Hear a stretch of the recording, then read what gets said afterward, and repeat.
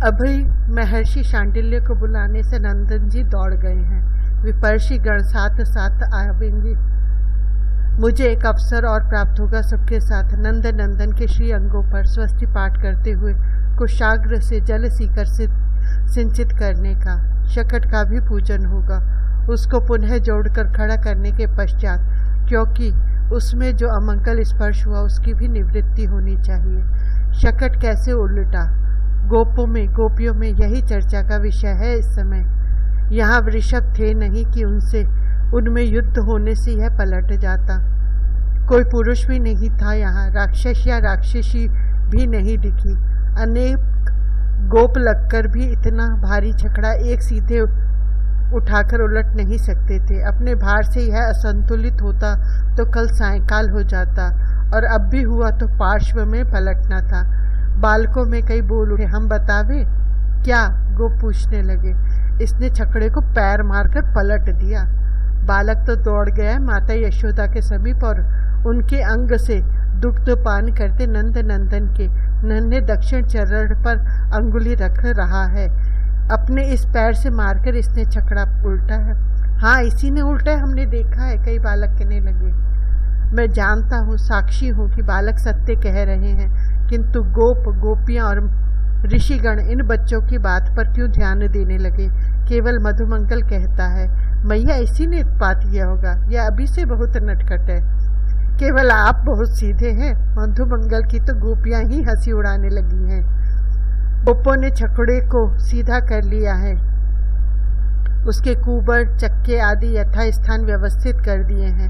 अब मैं मुनि मंडल में प्रकट होकर शकट पूजन करा सकता हूँ। स्वस्ति पाठ करके मैं मथुरा के ऊपर से ही अपने आश्रम आया हूँ। कंस पुकार रहा था, उत्कच उत्कच। अज्ञ अंश समझता था कि उत्कच आवेगा उसे सफलता का संवाद देने। गोकुल जाकर कोई असुर लौटने वाला है इस समय। मुझे आज शांति मिली। उत्कच को दिया मेरा शाप भी नंद नंदन ने वरदान बना दिया।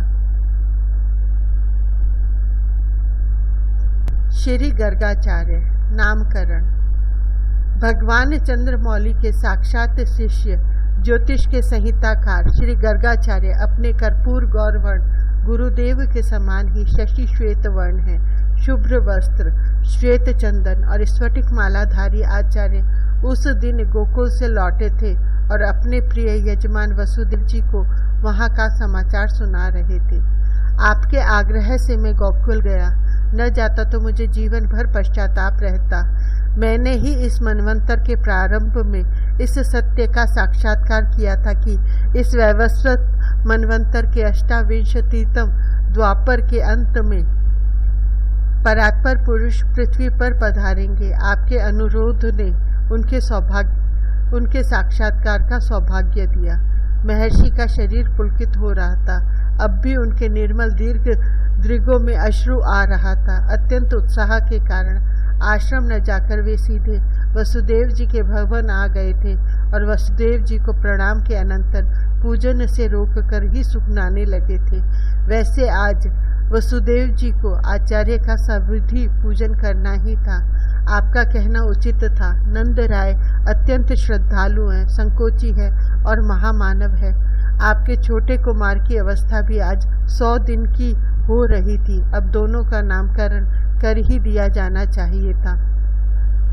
मैं यहाँ से नित्य कर्म संपूर्ण करके कुछ विलंब से ही चला।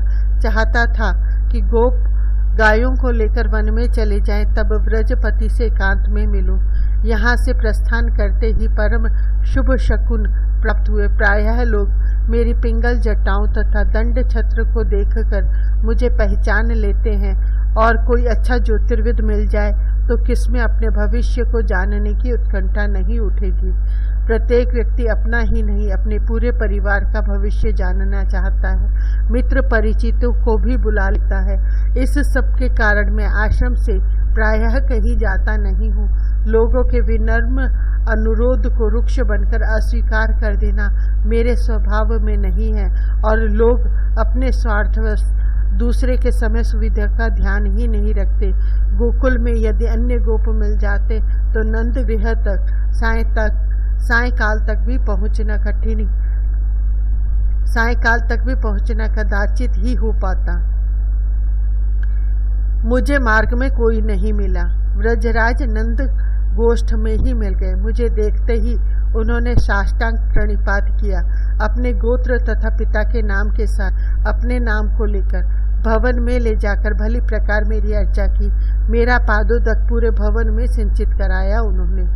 आप सर्वज्ञ हैं, सर्वदर्शी हैं, परम वेदज्ञ हैं, ज्योतिष शास्त्र के मूर्तिमान स्वरूप है। दूसरे भी मेरी स्तुति इसी प्रकार करते हैं, किंतु नंद के स्वर में सच्ची श्रद्धा थी।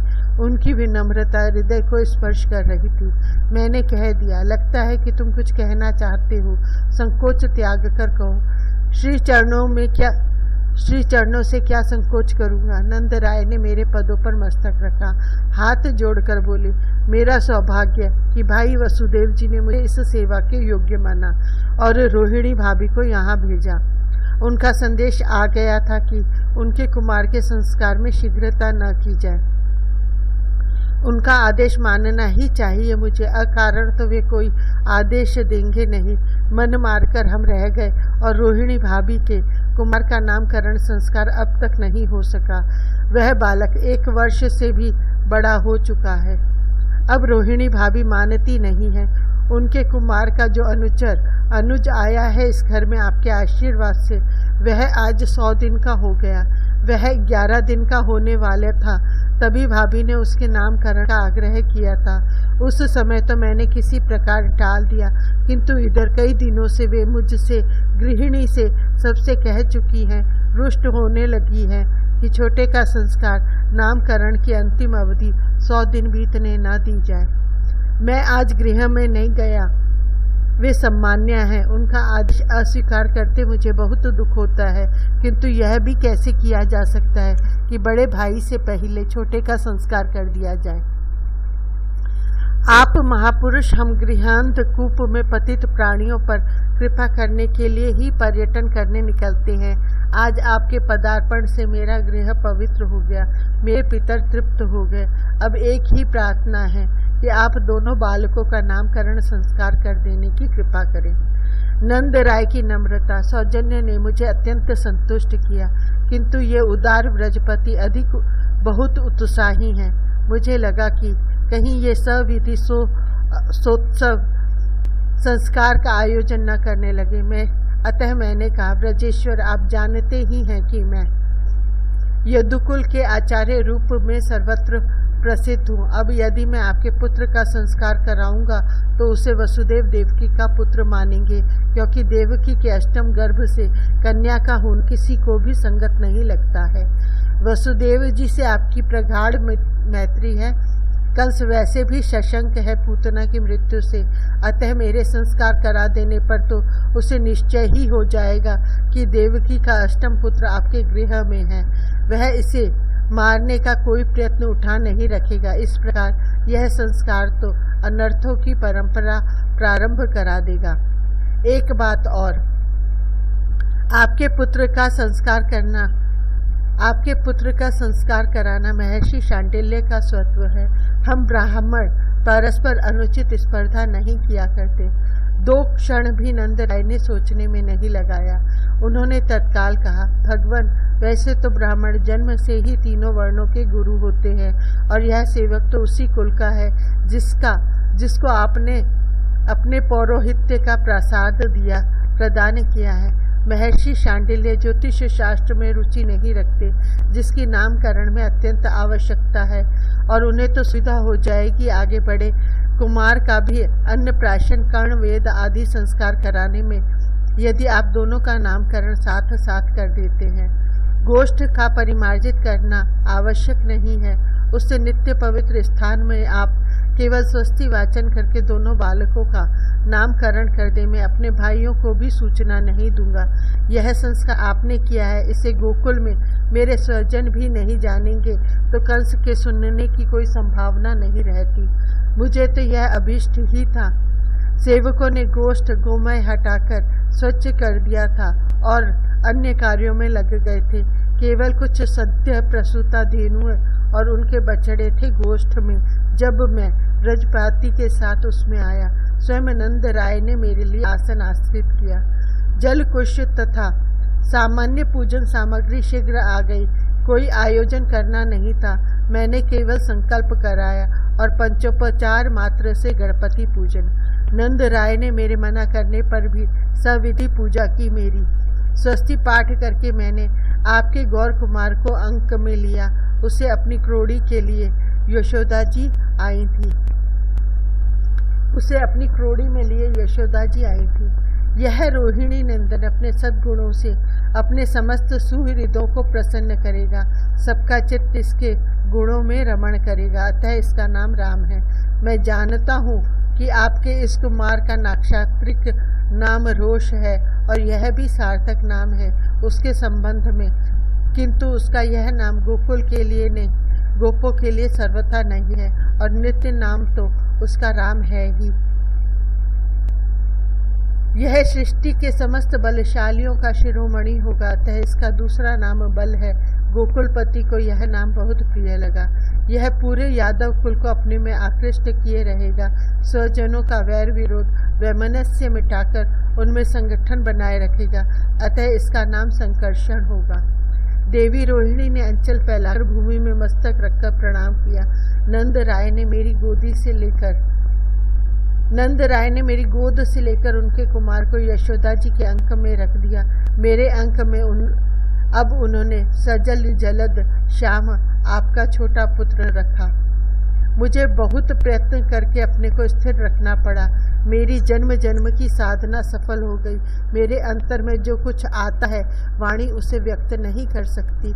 वसुदेव जी धन्य हो तुम, और उससे सहस्र सहस्र गुणित धन्य है ब्रजपति नंदराय। श्री हरि ने तुम्हारे यहाँ अवतार लिया। तुम्हारे अनुरोध से गोकुल जाकर मैं साक्षात पुरुषोत्तम का दर्शन स्पर्श पा सका। मैं उन अनंत के नामों की गणना कैसे कर सकता था। पहले युगों से यह श्वेत रक्त तथा पीत रूप धारण कर चुका है। इस बार यहाँ कृष्ण हुआ है, अतः इसका नाम कृष्णचंद्र। मैंने नामकरण किया और तब से मेरा मन रट रहा है। कृष्ण कृष्ण कृष्ण। इतनी मधुरिमा, इतना अमृतस्यंदी यह नाम, आकर्षण की, आनंद की सत्ता ही इसमें साकार हो गई है। मैंने लाक्षणिक भाषा का उपयोग करके कह दिया। पहले कभी यह वसुदेव जी के यहाँ जन्म ले चुका है, अतः जानने वाले इसे वासुदेव कहेंगे। वसु अंतःकरण में प्रकाश के रूप में सदा यह अंतर्यामी वासुदेव है, यह तो जानने वाले ही इसे कहेंगे। यह नित्य नाम बहुत प्रसिद्धि प्राप्त करेगा। मेरे इस नामकरण से नंद राय चौंके नहीं। वे सरल साधु पुरुष है। वे अनुभव करते हैं कि तुमसे उनका सौहार्द युग युग से ही है। मैंने स्पष्ट कह दिया, व्रजपति तुम्हारे इस पुत्र के बहुत से नाम हैं, बहुत रूप है, किंतु इसके उन गुण कर्मों के अनुसार नामों को, रूपों को भी मैं ही जानता हूँ, लोग नहीं जानते। आप सर्वज्ञ हैं। नंद राय ने केवल इतना ही कहा और मस्तक झुकाया। मुझे लगा कि मैं अपने को संभालूंगा नहीं तो पता नहीं क्या क्या बोल जाऊंगा। अतः मैंने संक्षिप्त रूप से थोड़ा सा प्रभाव मात्र बतला दिया। यह संपूर्ण गोपकुलों को आनंदित करेगा। इसके द्वारा आप सभी आपत्तियों से पार हो जाएंगे। सदा से युग से इसी के द्वारा दुर्दम दस्युओं के दमन से सत्पुरुषों की रक्षा होती आई है। महाभाग्यवान मानव होंगे वे जिनका इससे प्रेम होगा। जैसे भगवान नारायण के आश्रित सुरों का असुर आक्रांत नहीं कर पाते, वैसे ही इसकी शरण लेने वालों को शत्रु दबा नहीं सकेंगे। आपका यह पुत्र ऐसा है कि श्री कीर्ति प्रभाव आदि में केवल नारायण ही इसके समान कहे जा सकते हैं। अतः इसकी एकाग्र चित्त से रक्षा करें। नंदराय कहने लगे, मेरा संपूर्ण गोधन धन समस्त गोकुल मेरा सर्वस्व श्री चरणों में समर्पित। मैंने रोका उन्हें। मैंने आज आपके पुत्र का दर्शन पाया तो सब प्राप्त कर लिया। यह सब ऐश्वर्य तो ब्राह्मण के लिए बाधक विपत्ति है। आपका मैं आचार्य बना, आपके कुमार का आचार्य बना, आपका अनुराग मैंने पाया। परिपूर्ण हो गया। मैंने समझाया कि गोकुल में मेरा आगमन गुप्त रहना चाहिए, शिशुओं की सुरक्षा के लिए यह आवश्यक है। अतः न मैं कुछ साथ ले जा सकता और न व्रजपति को मुझे पहुंचाने के लिए गोष्ठ से बाहर जाना चाहिए। वहीं दोनों माताओं ने मुझे प्रणाम किया, शिशुओं को मेरे पदों पर रखा। नंद राय ने साश्रुलोचन प्रणिपात किया भूमि में पड़कर। वसुदेव जी, पता नहीं अंतःकरण में कौन सी अज्ञात शक्ति मुझे अत्यंत प्रबल रूप से प्रेरित करने लगी। गोकुल में मुझे बहुत थोड़ा समय लगा था। मैं वहां से आता तो मध्याह्न से बहुत पूर्व आपके समीप आ जाता, किंतु मैं मथुरा आने के स्थान पर वृषानुपुर की ओर चल पड़ा। मैं वहां यमुना तट पर शोभित उस पुरी में पहुंचा तो मध्याह्न हो चुका था। कालिंदी में स्नान करके मैंने मध्याह्न संध्या की। इतने में गोपों से मेरे आगमन का समाचार प्राप्त करके वृषभानु जी वहीं यमुना तट पर ही आ गए। उन्होंने अतिशय आग्रह करके मुझे आतिथ्य का आमंत्रण दिया। मैं उनके भवन गया और वहां सुरों का भी न हो ऐसा सत्कार सविधि पूजन हुआ। मैं आहार ग्रहण करके किंचित विश्राम करके लेटा तो वृषभानु जी ने मेरे चरण दबाते संकोच पूर्वक कहा, संसार में श्री चरणों से अधिक ज्योतिष का ज्ञान सुरों में भी संभव नहीं है। इस सेवक के भी कन्या है, एक उसका युग्मज प्राय अग्रज है। वे परम विनित इससे अधिक नहीं कह सके। मैंने ही कहा उन्हें, और अब समझता हूँ कि वहाँ मुझे इसी कार्य के लिए पहुँचने की प्रेरणा मेरे अंतर्यामी ने की थी। वहाँ न जाता तो मेरी गोकुल यात्रा अपूर्ण रहती। मैंने कहा, आप संक्षिप्त रूप से ही नामकरण स्वीकार करें तो केवल स्वस्ति पाठ पूर्वक मैं वह कर दे सकता हूँ, क्योंकि मैं आज ही सूर्यास्त से पूर्व मथुरा पहुँचना चाहता हूँ। वृषभानु जी ऐसे प्रसन्न हुए जैसे उनको कोई अतर्कित ऐश्वर्य मिल गया हो। वे वहीं अपनी महारानी को बुला लाए, किंतु मैंने यमुना तट पर बनी उनकी एकांत बैठक स्वीकार की। रानी कीर्तिदा की क्रोड़ी में 2 शिशु थे, समान आयु और ऐसे समान रूप के कि उनको पृथक पृथक उनके माता पिता के लिए भी पहचानना कठिन था। अतः उन्होंने दोनों के करों तथा कंठों में ऐसे आभरण पहना दिए थे कि दूसरे भी उनके बालक बालिका होने का भेद प्रतीत हो सकता था। इतना सौंदर्य, इतना सौकुमार्य भी सृष्टि में संभव है? मैंने गोकुल में आज ही इंद्र नीलमणि सदृश कृष्ण चंद्र को देखा है।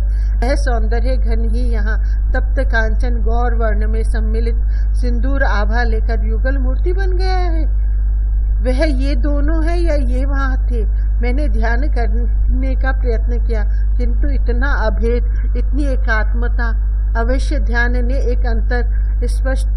एक स्पष्ट अंतर लक्षित कर दिया। बालक दोनों ही, गोकुल का भी और यहाँ का भी सच्चिदानंद घन है, किंतु बालिका तो शुद्ध आह्लाद घन, स्वयं आह्लाद की अधिष्ठात्री है। मैंने यहाँ भी संक्षिप्त गणपति पूजन करके स्वस्ति पाठ किया और बालक को गोद में लिया। आप श्री नंद राय के अभिन्न सखा हैं। आपका यह कुमार उनके पुत्र का नित्य सखा है। उन नंद नंदन के अग्रज हैं बल, अतः यह सुबल। इसकी अंग कांति, इसका सौंदर्य एवं शील इनके ही समान, किंतु यह सदा सौम्य स्नेहमय रहेगा। बालिका मेरे अंक में आई तो मैं कुछ काल तक स्वयं को ही विस्मृत हो गया। उसके वे पंकज चारु श्री चरण, वह मेरे मुख की ही ओर देख रही थी। मैंने किसी प्रकार कहा, यह आह्लाद की आराधना की अधिष्ठात्री राधा, इसका शील? रानी कीर्तिदा ने संकोच पूर्वक पूछा। आर्य माता को सुता केवल शीलवती चाहिए। पुत्री को धन मिले, सुख मिले, संतान मिले, सुंदर पति मिले, सब मिले, किंतु शील पहले मिले।